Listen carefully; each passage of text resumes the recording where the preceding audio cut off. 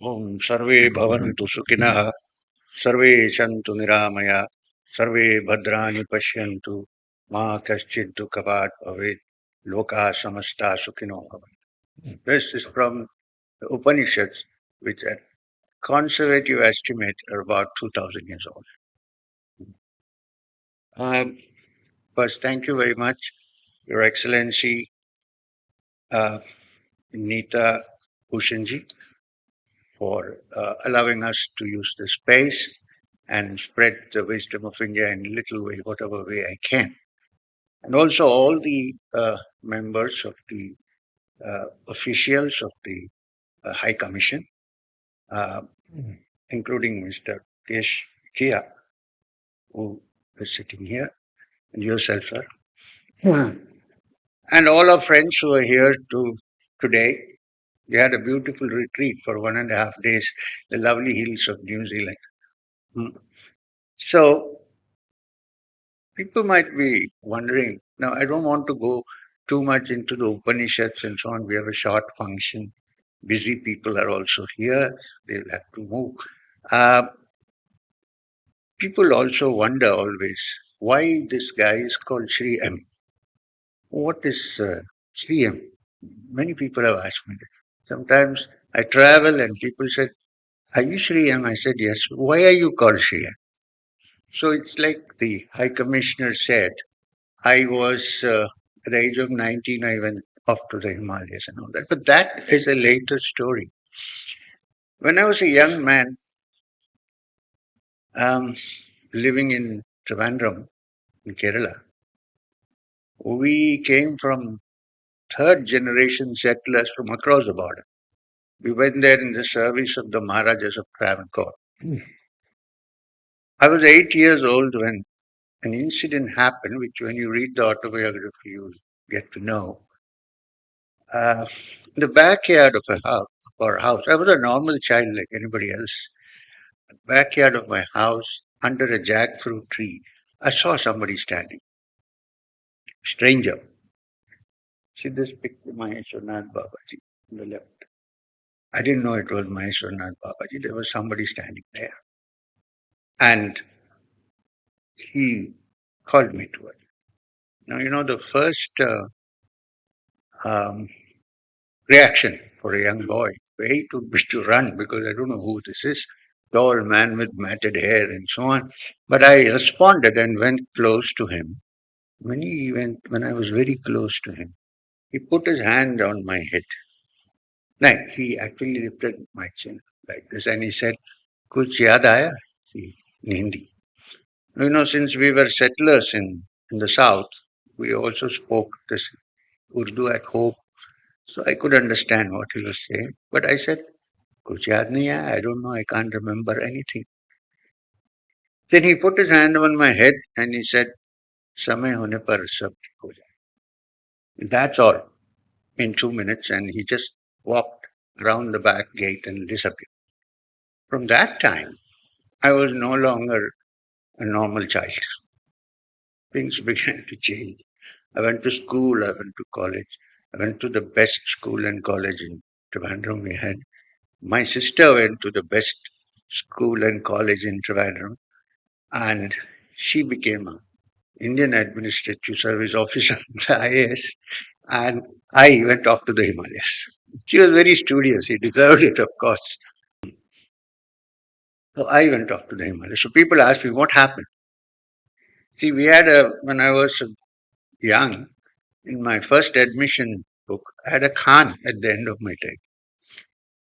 I got rid of it. Sounded a little tribal to me, so I got rid of it. So people ask me, I say, at the age of 19, some Khans went to Bollywood, and one fellow went off to the Himalayas. So here I am. So anyway, so there after a great deal of problems and trouble, I met Maheshwarnath Babaji again in Badrinath, in Vyasa Gufa.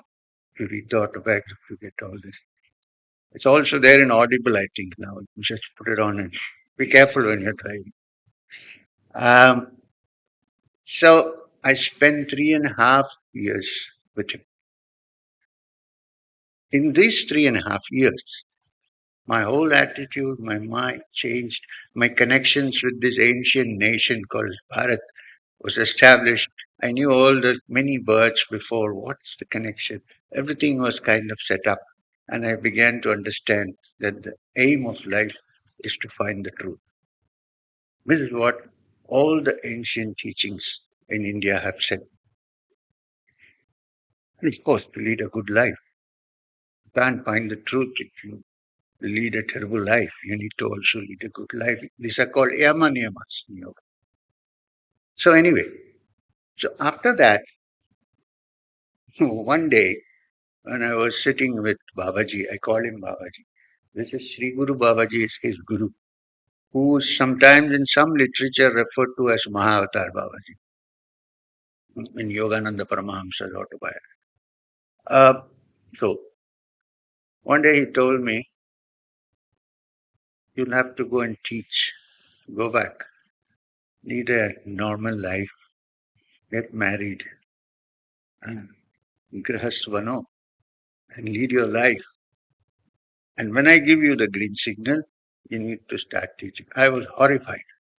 So, because I was so happy sitting in Himalayas.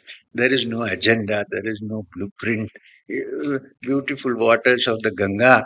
What more do you want? And beautiful snow peaks of the Himalayas and lovely wind blowing all the time. I said, Babaji, but why? I asked him in Hindi, फिर वापस कीचड़ में क्यों फंसा रहे? Then he said, why are you calling it कीचड़? Everybody lives this way. Go back, get married, have kids. People will come to you tomorrow with problems. You won't know how to answer them. Live in this world as a grihastha. Do your job and then teach when I tell you. So many years later, I got what I think is the green signal. And I started in a small way in the Theosophical Society in Bangalore. There were few people. And I talked to them. And then slowly, more and more people started coming. I had one advantage. In these 3.5 years and afterwards, every year I used to meet Babaji very often. When after coming back, I learned most of the ancient texts of India without formally going through them in some way. I don't know how to explain this to you. We used to just sit under the banks of the river and have a chat. Babaji would speak a few things, and then he did not carry any books with him. I remember clearly that in 6 days we did the Brihadaranyaka Upanishad, which is so big. He didn't have a text. It was all here for him. So I learned, and I learned the usual practice, the sadhana part of spiritual life. And then something happened to me. I got transformed. And now, when I was born, my name given to me, which still is in the passport, I haven't changed it. What is the point? In fact, I asked her long, long ago, before somebody became the prime minister, should I change my name? She said, "Kyun? Why?" It's still. So when I was born, my name was given as Mumtaz Ali Khan. I dropped the Khan, but that remained. So the first letter is M. Hmm. Now, when Maheshwarnath Babaji initiated me into the Nath Sampradaya, he was a Nath, Machindranath, Gorakhnath, Nath. He named me Madhukarnath during the initiation ceremony. That is also M. But I love when people call me M because Sri is not required, really. Because M stands for Manav, Manushya in Sanskrit, Manav in Hindi. So I am a human being like you. I like it that way, right? And since then I have been doing this, and then everything was going fine. Babaji had made me promise that I would write my autobiography. I wrote it, and that was the problem.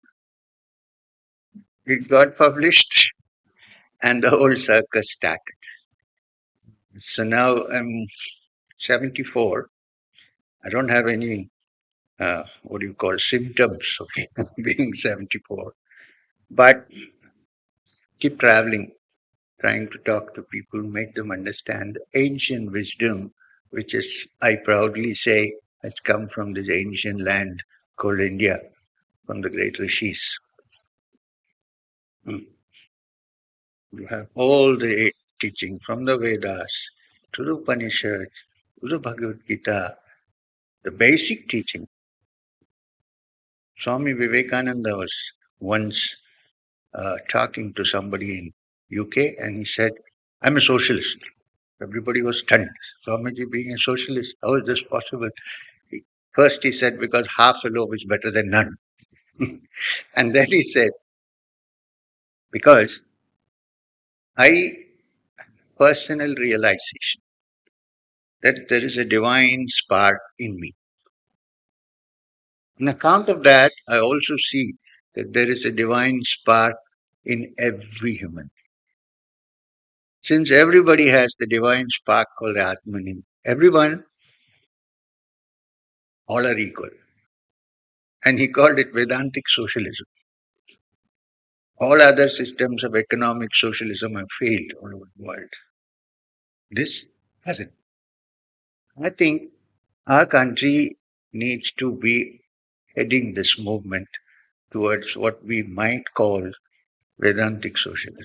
Understanding that every human being, in true essence, is a spark of the divine, is the Atman that has come from the Paramatman. To move towards that is the real meaning of spirituality. Now, Upanishads are very difficult to read. I mean, not so difficult, but a little bit complicated. Um, Yoga Sutras have to be learned from someone who actually knows what he's talking about or she is talking about. One thing which has been given to us by Vyasa, who also wrote the great Brahma Sutra and so on, is the Bhagavad Gita. In the Bhagavad Gita, one Bhagavad Gita is enough to understand the entire message of the ancient culture and religion and spirituality of our country. Please, it comes from India, okay, but it's universal in its spirit. Because Loka Samasta Sukhino Bhavantu comes from us. Loka means the whole world, right? Well, a little bit about the Gita today. The Bhagavad Gita is called Bhagavad Gita, right? What is a Gita? Gita, song. Song of the Lord is how people translate. And Bhagavad Gita itself proclaims that it is the Upanishad. At the end of every chapter of the Bhagavad Gita, it says, Iti Srimad Bhagavad Gita. So this is the Bhagavad Gita. Upanishads, which is the teaching of the Upanishad. And what does the Upanishad teach? Brahma Vidyayam. Teaches you the knowledge of the Supreme Brahman. And Yoga Shastre. It is the practical training and how to touch that. And Sri Krishna Arjuna. Samvad. I mean, dialogue between Krishna and Arjuna. What is to be noted is this teaching happened in the middle of a battlefield. It did not happen in an isolated cave in the forest. Many teachings have happened that way. Here, right in the middle of the battlefield, Kurukshetra, Krishna begins to teach Arjuna how to move forward, how to face facts, how to not give excuses and run away. It's very easy to give an excuse, and I'm a good man, so I don't. This teaching is the Gita. And it has 18 chapters. The Gita has 18 chapters. I sometimes tell people it's like being in a golf course, big one, with 18 holes. You can't hit the ball into any hole through force, brute force, or anyway, you need a technique. Is a method. Depends on the technique, not on force. Of course, there is the 19th watering hole, which we don't need. So, this 18 chapters, starting with chapter 1, if you look at it, every chapter is called a yoga. Every chapter, which means infinite ways of finding the truth. Some people are devotionally oriented. You can't ask them to practice breathing in and out. There are some who are intellectually very sharp. They do go through the jnana yoga, understanding the Upanishads and so on. So there are different ways. If truth is infinite, there must be infinite ways to reach there. Can't be just going. So the first chapter is very significant because it's called Arjuna Vishada Yoga. Yoga of Arjuna's sorrow, yoga of Arjuna's insecurities, the yoga of Arjuna's uncertainty, yoga of Arjuna's pain. That word Vishada in Sanskrit can be translated in many ways. This is very interesting because it is only when one faces sorrow, like Arjuna did in a crisis, that one even begins to think, is there something beyond this life or is this all there is? And everything is hunky-dory, it's okay, fine. The great Guru Nanak, who is the founder of the Sikh system of belief, which also to some extent has been misconstrued in certain quarters. But anyway, so he said, when you are happy and everything is okay, nobody thinks of spirit or God or anything. When you are in trouble, then smaran starts. Okay. So when you face life's problem and when you see there is no way out, permanent solution, then begins the study of the Bhagavad Gita. Then you hear the song of the Lord. Why is it called a song? Many things cannot be put in prose. They can be put into music, into song. Imagine Krishna blew with his flute on the top of Govardhana. No words are spoken, but all the gopis are going there. Gopas and gopis, both. What is this that attracts them that is beyond words? This is called a song.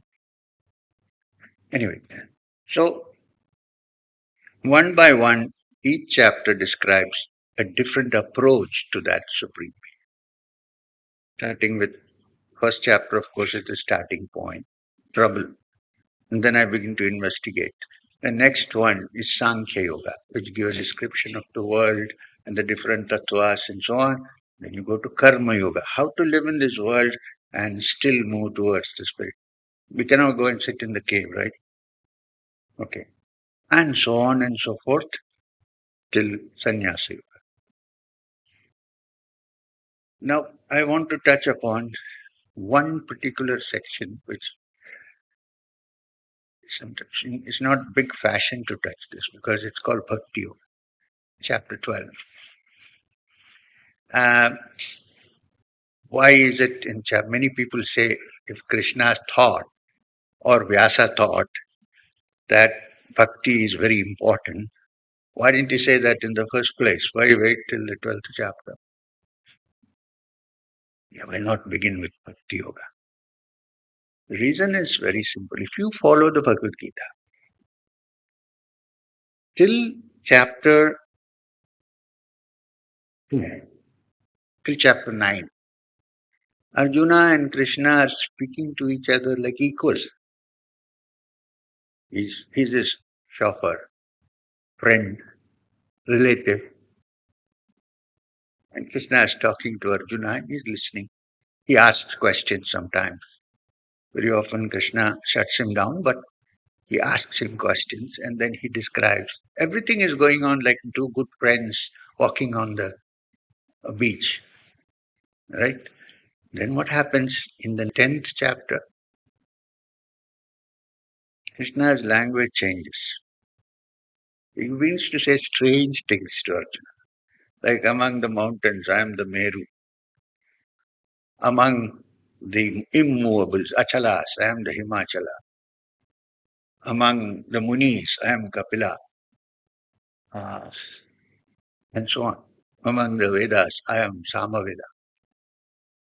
Now here, Arjuna is beginning to wonder what happened to this man who was talking to me till now in normal terms. Suddenly he's sitting here and he says, I am the Meru, I am the Himachala. What's happening is a small dent is coming into Arjuna's foolproof theories which he has made.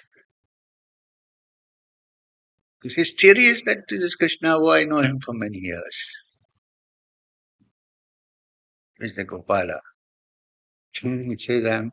So there is a small, then Arjuna is beginning to think, is this guy sitting in front of me? Is he only this or something more? The ordinary logic is slowly being changed. Then comes the 11th chapter. You know what the 11th chapter is? Called Vishwarupa Darsana. Suddenly Arjuna sees that this man who was sitting here has changed. All the worlds are going through him, the gods are going through him. His so-called logic, which is 2 plus 2 is 4, has been knocked down totally. We used to have an old Hindi, do or do panch. This is more than that, do or do infinity. It's all broken down. That is the time when Bhakti Yoga, chapter 12, because till then we are very nicely armored by our so-called intellectual blueprint. There, Krishna manages to break it. Because then only you can talk about the heart, about devotion. So the 12th chapter is called Bhakti.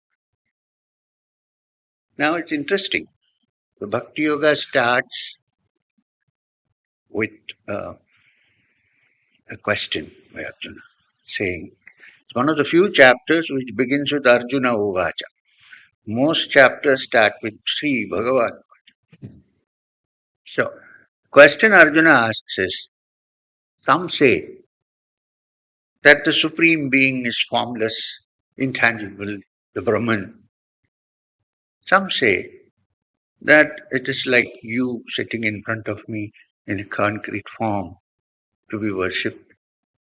According to you, which is correct? If you say I'll agree to accept it. What do you think? And Krishna, as usual, you know how Krishna manages things. He doesn't do anything directly. He goes like this. So instead of answering that question directly, Krishna says to Arjuna, listen, we live in this world of name and form. Sanskrit, nama, rupa. Nama, rupa. If I know your name, then I know who you are. Your rupa comes to my mind. Or if I see your rupa, your nama comes to my mind. This is the world we live in. So for most people, to fix your attention on something which has no nama rupa is not so easy. However, the great rishis have said that the Brahman is the supreme, all-pervading, intangible, right? I'm not disagreeing with that, but for a normal person it is very difficult to do this. It's better to approach this way. And then, you know how it is, like people say that I don't believe in, and the British invented a term for us, idolatry. We are all idol worshippers. I don't like that word actually, because I had a friend who said that, oh, my name, I'm a Hindu and so on, but I'm not an idol worshipper. And so on. I said, okay, fine. That's your way of looking at it. That's okay. Always have a movement in this system. But then I got invited for lunch to his house. All the walls were covered with pictures of Amitabh Bachchan. Hmm? He said, no, these are all idols, right? He said, no, that's a matinee idol. I said, okay. You said, and if you think form is not so important, what is the first thing that we do when we wake up in the morning? Going and standing to wash our hands and brush your teeth, we look at the mirror. How many hairs have gone grey? But I am so fond of my own form, and I'm saying I don't believe in form. So he says this is the approach. Then he says, well, the rishis have found, and the ultimate essence, it is the supreme formless being. Fine, I agree with this. However, I don't judge a person to be a great yogi depending upon his modus operandi of how he worships the Supreme. I look for attributes, qualities. Krishna says to Arjuna, if these three qualities are present in a human being, I would call such a person a great yogi. No matter whether he conceives of God with form or without form. After all, both are concepts of the mind. You're not broken free of the mind, right? So, if these attributes are present, I consider such a person to be a great yogi. What are the attributes? Interesting. One, samniyam, indrayagram, one who has control over his senses and his emotions. Senses and emotions are interlinked. Samniyam, indrayagram, one who has indriyas all collected together in his hands, not allowing them to run away with the mind. Rather, the mind manages these. Who has control.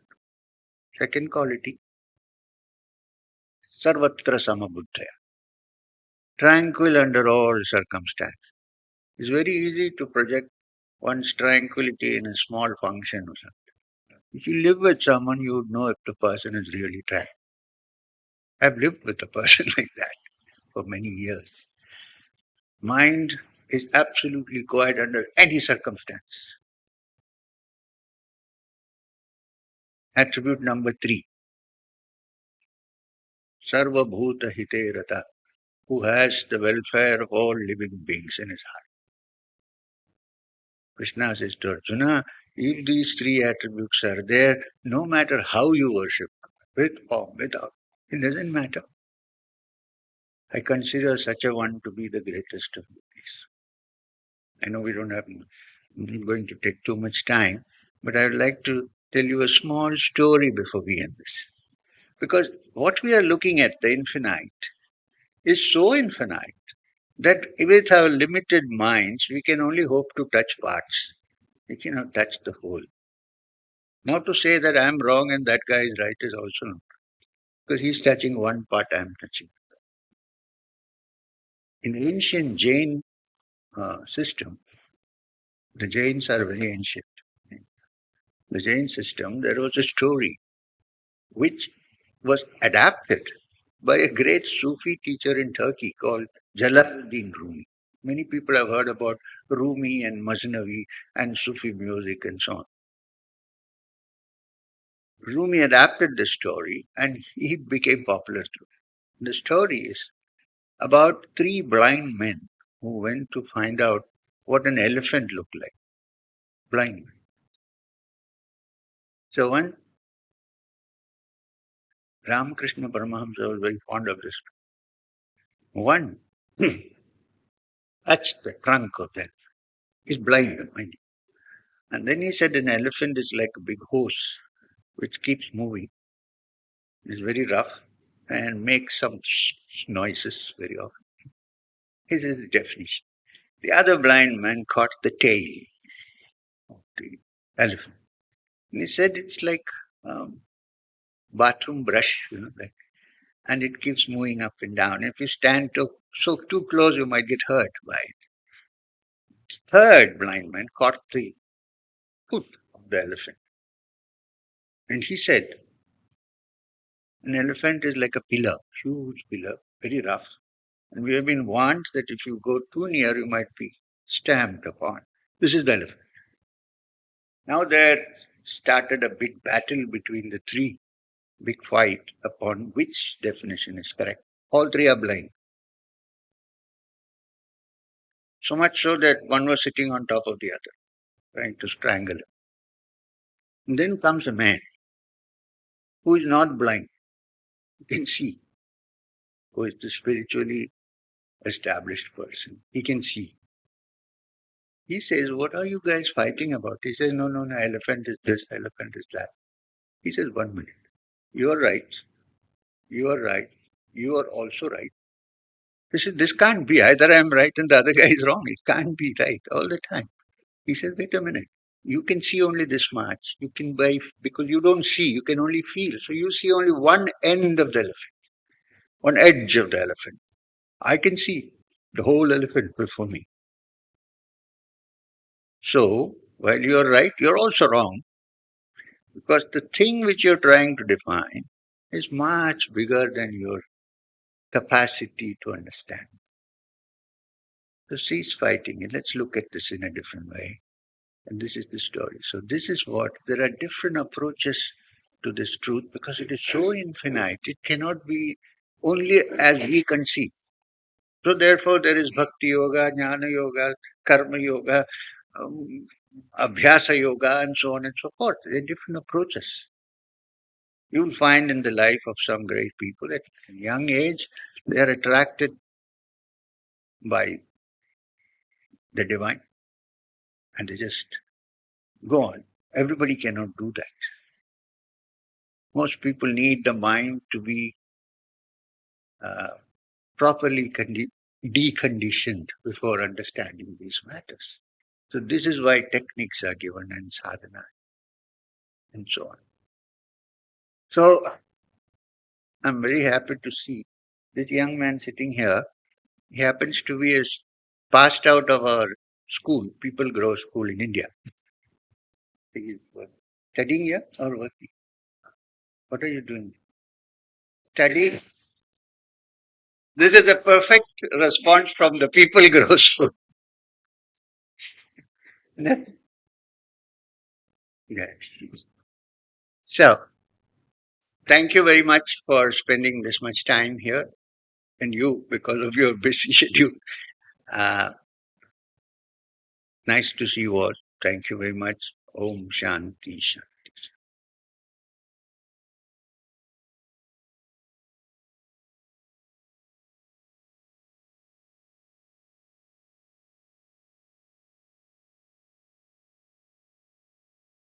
Yes, please. Om Shri Guru Nama Sai Ram. Guruji, I have been following spiritual practice for several years now, and recently I haven't actually had any guru teaching me, so it's all self-taught. And I have picked up a couple of things from your YouTube videos like chakra dharana and starting the sadhana with Sri Guru Mantra. Now, I'm here to basically tell you that I want to surrender myself to you because I haven't found any other living human being who is doing such an extraordinary work. And my inner being has recognized that you are the guru I'm looking for. And my question is, few weeks back, I had a very different experience when I was practicing my sadhana.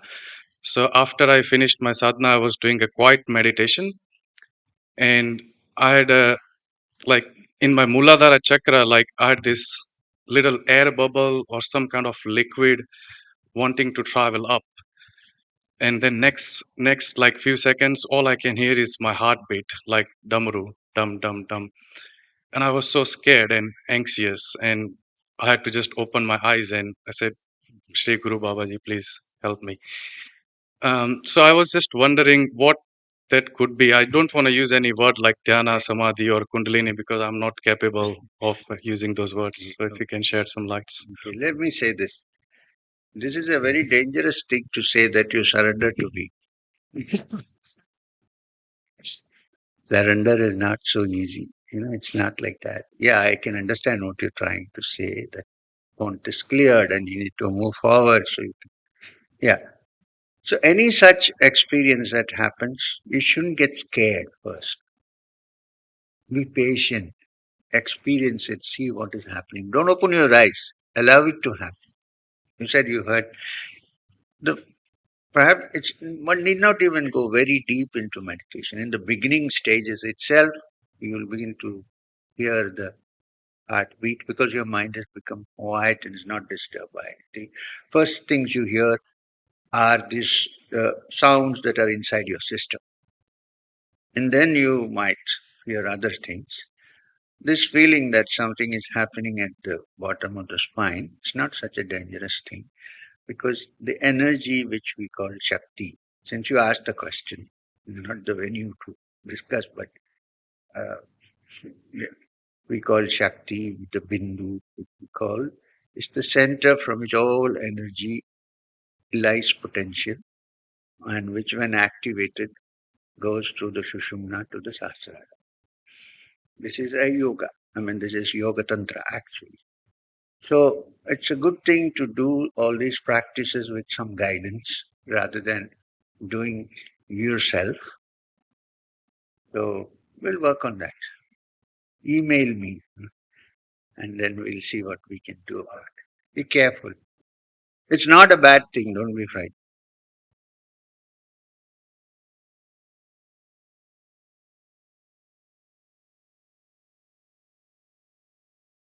Pranam Guruji. Uh, you mentioned about few people at a very age, uh, they get the touch, and they get the path to Yeah. see the truth. Yeah. And at the same time, you mentioned about there are various ways to seek the truth. Yeah. And so, in this materialistic life, suggest I mean, what's the easiest path to seek the truth? There is no easy path. There is no such thing. Um, they can say some easy way of looking at it. That is a better way of putting it. Because all paths, the spiritual path is tough. You know why? Because most people are swimming with the stream. One guy stands up and says, I want to swim against the stream. This is not easy, right? You need a lot of guts, a lot of energy, a lot of training.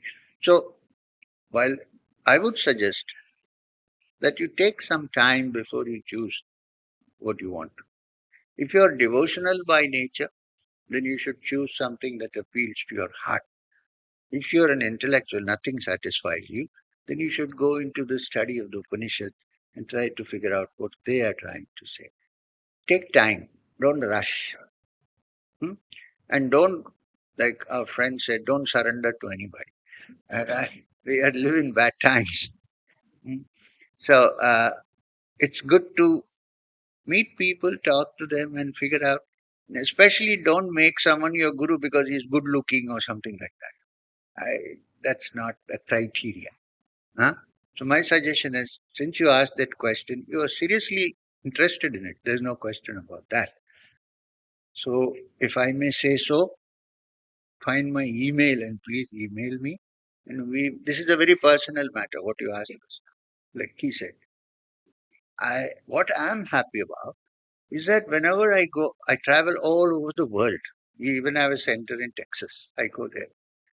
Young people are beginning to ask these questions, which is a very good sign. Till now, I used to see only old people asking, but now new people are beginning to ask this. Young people. This I see as a great positive signal for the world. Please mail me sometime. Because also I don't know you well, right? So I don't know exactly how to advise you on this. Mm.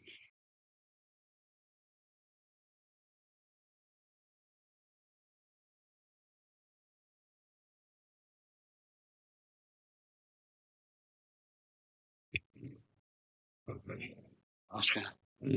Thank you, sir.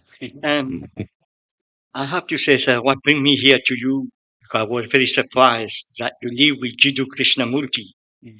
for 3 years in Rishi Valley. Are That you touched my heart very are you much. a Rishi Valley student? No, sir. There's certain things I find uh, easy to brush out in life, but there are certain habits. It could be romantic, it could be attachment to something.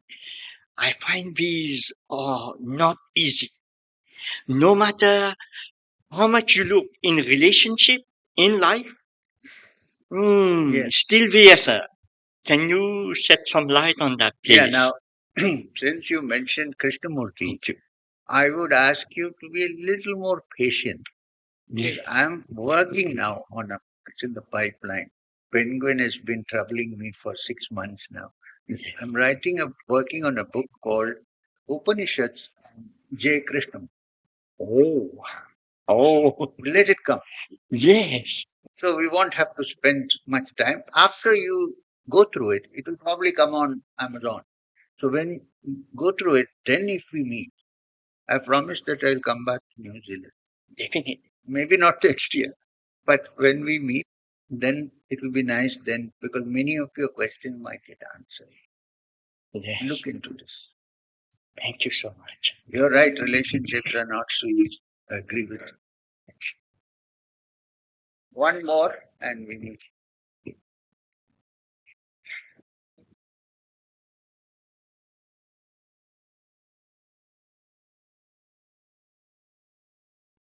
Hello. Yeah. See, So, another young man. Mhm. What's happening to the world? what is the role of faith and belief in this spiritual progress? Because sometimes it feels convenient to me to go by experience, but then is it necessary to have belief or faith in what the teachings say? Let me explain this. When someone cannot solve a problem or understand something immediately through other means of logic, you have to have a hypothesis. This hypothesis is faith. You know why? Because many things which are in this world, especially the spiritual truth, cannot be understood easily by the limited brain parts. You need to go transcend it. So, to do that, you need a hypothesis that something exists before you work towards it. Pythagoras has a theorem, that the square of of the height and the base gives you the square of the hypotenuse. It's a hypothesis. Now, you have to have faith in this hypothesis till you prove it or disprove it, right? So, faith means to, that many people have said it, perhaps it is there, that much it should be there, at least. You could call it faith, you could call it belief. And then you work towards it according to what they have told you. If you don't find it, leave it. But wonderful thing is that many have found it. It can't be that way. It can't be. For thousands of years, people have been spreading untruth. Cannot. So keep it as a hypothesis. At least suspend your judgment. First step. And then move towards it. See what are the steps necessary to understand this. And then perhaps you can figure out when you reach there if it is or it is not. But you would say then I would have wasted a lot of time. So therefore there are guides. There are many teachings which you can follow. Hmm? Thank you.